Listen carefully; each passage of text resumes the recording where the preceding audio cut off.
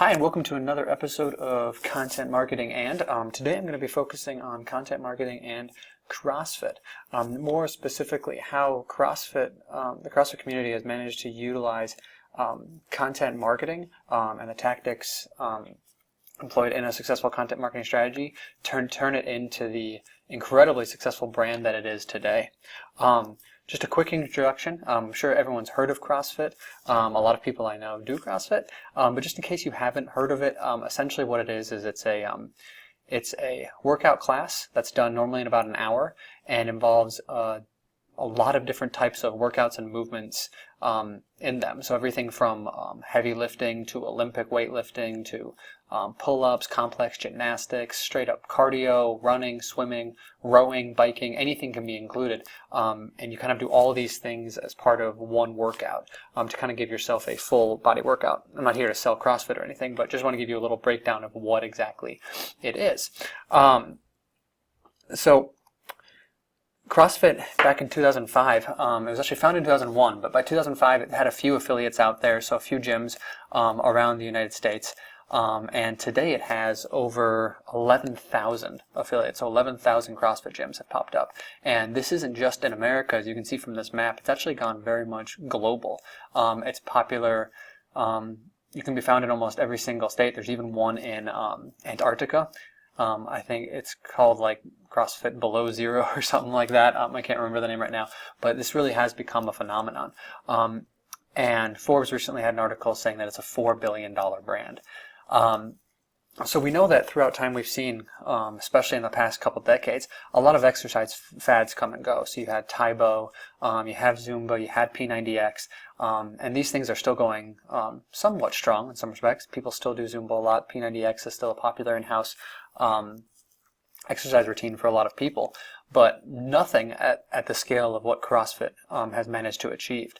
So whether you like CrossFit or you are annoyed by people who talk about CrossFit a lot, you can't help but be impressed by the growth that they managed to see, and the tactics and how they got there is actually just really, really impressive.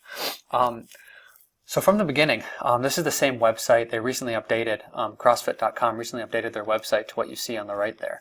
But essentially, it's always been the same thing. It's been a very basic website that had CrossFit workouts that you can do. Every single day they'd post a new thing called the workout of a day that anybody can do. So most people get their start by doing this as opposed to joining a CrossFit gym. They'll go on there, they'll go to their local gym or just have like some weights in the garage and they'll actually do the workout.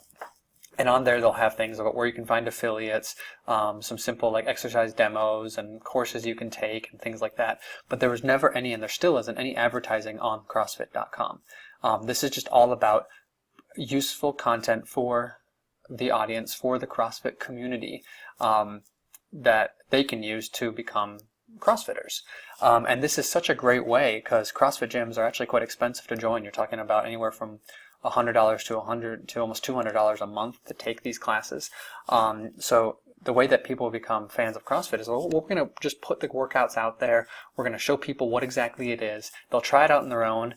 And if they like it enough, they're going to come into a CrossFit gym and start working out. So it's a really useful thing to get people interested in CrossFit, knowing, well, you don't have to worry about the expense. Just come to our website.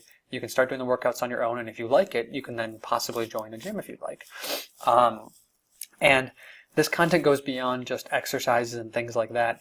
CrossFit Inc. is constantly creating useful and entertaining content for the CrossFit community. So whether it's coverage of a CrossFit event that's going on, to some great stories about people who have overcome like injuries through CrossFit.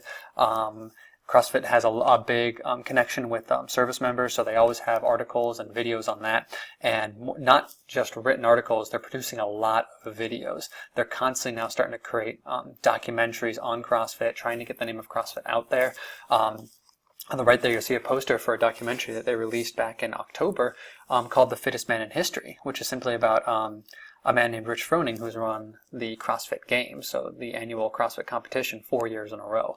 And as you can see at the top, this was CrossFit Presents this documentary. So CrossFit has become like its own media company, very similar to what we saw Red Bull do and what Marriott do. Is eventually you have to become your own media company if you want to be successful. And they're constantly churning out this content. The majority of it is free. The Fittest Man in History documentary actually is something you have to pay for on iTunes, and it was the first time that they've done that. But the reason why they're able to do that is they've been doing, this competition for 10 years. CrossFit's been around for, even longer than that. But they've created enough community, enough quality content to this point, and created a big enough community that now they feel comfortable that they can charge people to see things. So it's a useful tactic to remember is if you can give the content away for free to build your community, that's valuable. That's what I recommend doing. And only after a certain amount of time and, community that you have, can you start actually charging people for that content. So the way that CrossFit has managed to differentiate itself from some of the other workout fads and became, the behemoth that it is today, is it has focused on creating a community. Now, a community, especially in CrossFit, is essentially just a bunch of brand advocates. And they've created this community by creating a lot of free content. They've created a mentality within every single gym where you really are a community. If you ever go into a gym, it's not just like going into workout on your own. You work out in a class with an instructor, and as you're doing the workouts, everybody cheers everybody on. There's not, although it is technically a competition, most workouts, everyone cheers everyone on. Everybody on a personal level. Everyone's normally friends who goes to these gyms. These gyms do events together. They'll go out to, a local lake and do a workout. They'll go swimming together. They'll go to kind of counterproductive here, but they'll go to a bar afterwards, go grab food together. It's a lot more than just kind of walking into your average gym and just doing your workout on your own and then leaving. It really is a community that you've created. And this can certainly be seen from social media, where CrossFit gets a really bad reputation, where people who do CrossFit never stop shutting up about doing CrossFit. And it's certainly annoying and to a lot of people who don't do it. And even myself, I do CrossFit, but even that kind of stuff does annoy me. But that speaks to the power of the brand that they've created and how much people truly love the brand and the community, and they want to be part of this community. They want to tell people that they're a part of it so that people will hopefully join in the conversation with them. And when you're starting to look at your digital marketing campaigns, you should always be thinking about, how can I build a community? What do I need to do to create that community? What does your brand stand for? How can you put that out into in this case, into your gyms? How can you put that out into your business? And create brand advocates, because that's the best marketing you can possibly have. The best marketing you can have is somebody going for CrossFit, is somebody who does CrossFit going up to one of their friends who doesn't do CrossFit saying, hey, you should do CrossFit. That's a brand advocate. And the community is what keeps people interested and keeps people going back to CrossFit. And that's something that no other exercise, fad over the years has even come close to achieving. So when you have that community, it's important that now that you have it, and as well as just producing content, which they do, you have to start creating other things for that community. Now that you have that community, how can you leverage it? And back in 2007, so when CrossFit was only about 6 or 7 years old, they created the Crossfit Games. And this was just a gathering of people who would get together to do a bunch of CrossFit workouts, and at the end they would claim that's the fittest person on earth. And you can see on the left there, that was 2007. That was the first CrossFit Games, which was essentially just kind of a social gathering for a couple of days while people competed, and at the end they crowned a champion. And now we're coming into 2016. Is actually going to be the 10th year of this CrossFit Games, and you can see on the right, that's actually a capture from the 2014 Games, I believe. It's become this huge event. They hold it in this tennis stadium that's attached to a soccer field, and they hold 15 events over 3 or 4 days, including like swimming in the ocean and biking through California's land. It's turned into this crazy thing, and hundreds of thousands of people turn up to come to this event, and kind of just a great gathering place for the community. So the reason why this is important for brands to look at, and what you can take from this, is if you have the opportunity to create an event, to create a gathering of your community in person, nothing is still more valuable than in-person events. You leverage that. What can you provide that's useful for them? So for CrossFitters, it's, I want to see the best athletes in the world doing what I do, and I want to be a part of that. I want to watch them do this. So if you have an opportunity to create an event around what your specialty is, what your brand is about, I would highly recommend doing that. And just focus on what the audience wants. Not like, don't try and promote your brand. Just create something awesome, and your brand will leverage from that. And it's important that you try and make your audience a part of the brand. So quick thing with how the CrossFit Games works is that actually the CrossFit Games is in June or July every single year, but in March there's a 5-week competition called the Open, where anybody who does CrossFit can submit their scores.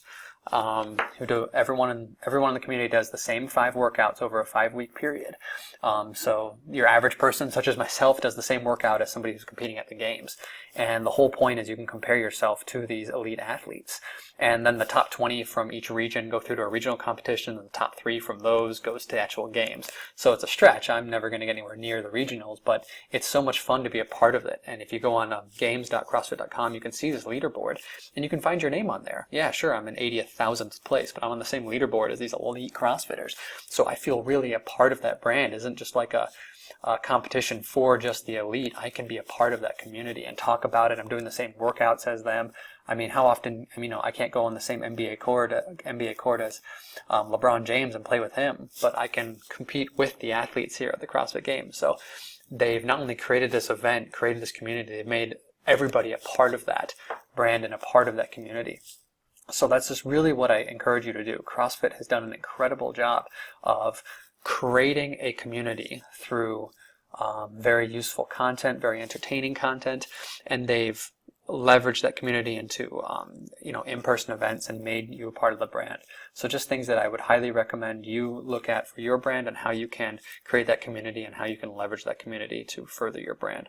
All right, thanks for tuning in today, and I will talk to you again next week.